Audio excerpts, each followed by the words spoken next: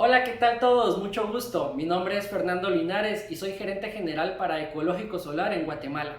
Nosotros somos una empresa que tiene más de 8 años en el mercado. Nos dedicamos a la distribución de módulos solares como también a la ejecución de proyectos. Hemos ejecutado proyectos que van desde los 2 kilowatts hasta los 100 kilowatts. Hemos instalado más de 1 megawatt a nivel nacional y hemos distribuido más de 10 megawatts a nivel nacional, por lo que somos una empresa referente en el mercado a nivel nacional.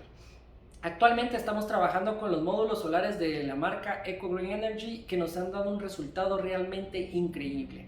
El módulo que por su excelencia y por los certificados que tiene estamos utilizando en la mayoría de nuestros proyectos es el modelo Atlas de 450 watts, lo cual ha tenido un performance increíble y una aceptación muy increíble en el mercado por los certificados de calidad que estos ofrecen.